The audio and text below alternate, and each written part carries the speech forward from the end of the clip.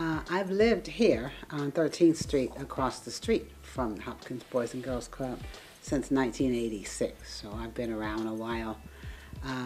During that period, I've engaged directly with lots of the children and their parents in the community around initiatives that I've run myself in my house here, especially during the summer months when there have not been as many teen activities.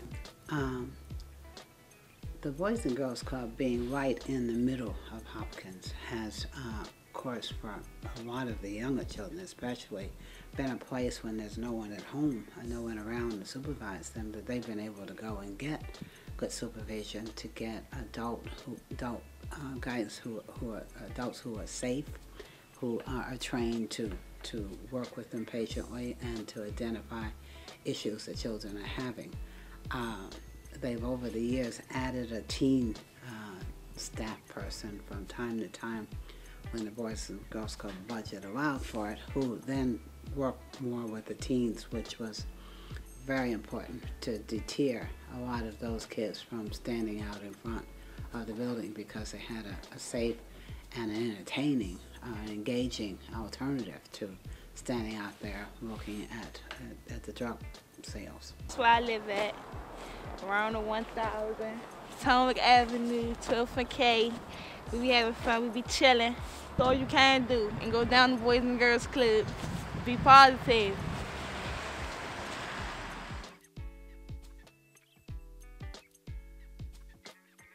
There are several benefits to having a club located in a public housing community. I think the first one is the accessibility.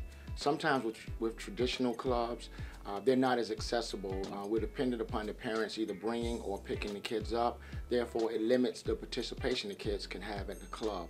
I think being located in the Hopkins community, the program is right there and very accessible to the kids.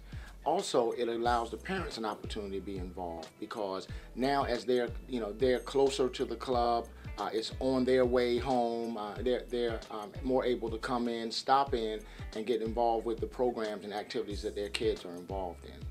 The Boys and Girls Club is a good thing, especially for parents, that work late or even just work, to have somewhere for your kid to come, because some of us may not have kids old enough to stay home. So the center is right there. They do their homework, they give them a snack, they give them games to play. It's a lot of different things in the center that really helps the kids in the community. My kids like to go to the center now.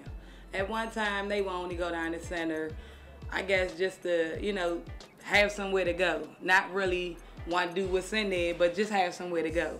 But now, my kids come home with a lot of different new ideas, different permission slips about different things, the movies, to the museums and stuff like that. So my kids has really changed, because now it's like, Mom, as soon as they come home, can I go down the center? Can I go down the center? I want to be a place that's recognized as a tremendous provider of service to youth, so that kids have a place where they can come.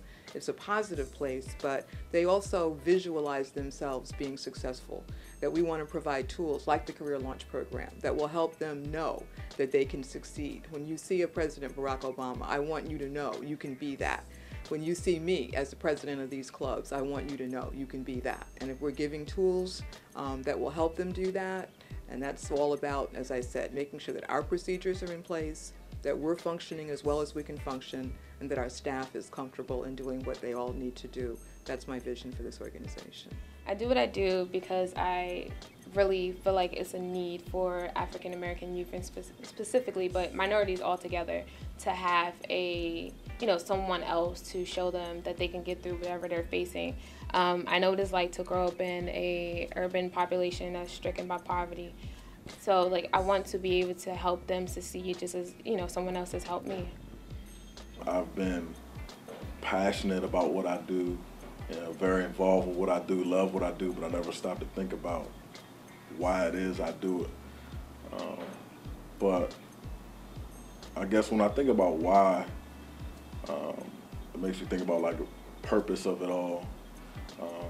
And a lot of the less fortunate communities, or the underprivileged communities, unfortunately, are communities that house African Americans, people of my own culture. And I think it's very important for us to succeed and for us to have every resource available to succeed. And if I can bring some of that or facilitate some of that or have anything to do with that, then I want to do that. I could come down here and talk to either Miss Monique or Uncle Irvin about anything, and they helped me with my problems. Like, came down here one day because I felt as though I was getting frustrated with school, and I was thinking about, like, for real, dropping out and, like, never going back to school and never telling my mother. But that's why I come down here and just admire them so much, because it's just so much that they feeding into us.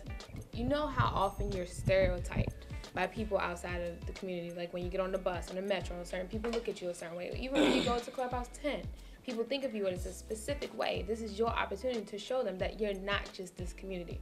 Like, your neighborhood doesn't make you, you make your neighborhood. So use this opportunity to show people who you really are and what you are striving to. Because you're not just Hopkins, and I know you guys aren't.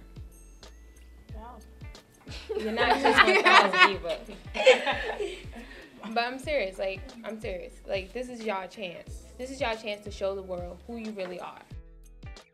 This program actually helps out, young people that are really into getting a job, looking into their future, wanting to help out the community. Yeah, basically it. It helps you a lot. Because it's just an experience that you probably would never come across again, and it's life-changing, and you learn so much, and it's just like walking past some money on the ground. Why wouldn't you pick it up? It's extremely important for the program to receive funding.